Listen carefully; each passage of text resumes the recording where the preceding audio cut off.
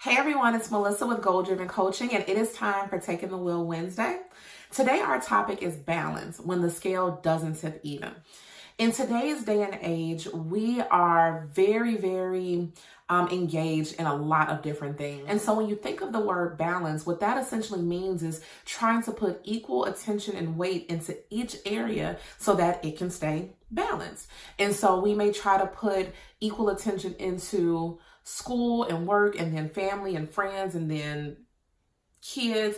And what keeps us on the edge and keeps us completely just overwhelmed is the fact that we can't put equal attention into everything all the time. And so that's where I want to present to you the idea of alignment. When you align something, you are pretty much bringing it into focus to follow the path and the focus and the direction that you want it to go.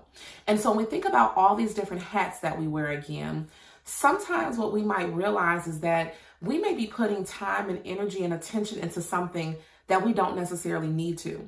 We've taken on this responsibility. We feel accountable for this particular thing or area, and we may not need to be there, or maybe someone else that might be a better fit for that particular area. Or we're trying to be people pleasers, trying to be the fixers, trying to keep everything and all things engaged because that's what makes us feel good. And so when we align, we make sure that we are focused on the things that best fit our goals. So if this particular activity and this particular board and this particular commitment does not get you closer to your goals, it's probably not something that you need in your life anymore. When we think about life and we think about our goals, we have different focuses of things that we want to achieve. And if we are not intentional about our time, our energy, and our resources for those things, then we're not going to reach them. And so I want you to think about throwing away the idea of balancing, because you're not going to be able to put an equal amount of you into everything. I want you to pick up the idea of aligning. But before you can align, you have to first get clear and clarify where it is that you're going.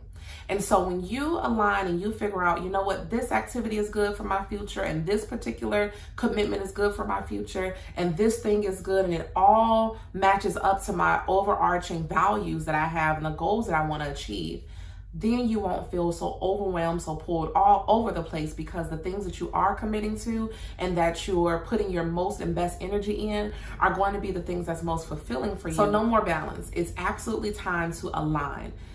Get comfortable with the idea that some things you're going to have more time for, some things you're not, in different seasons of your life.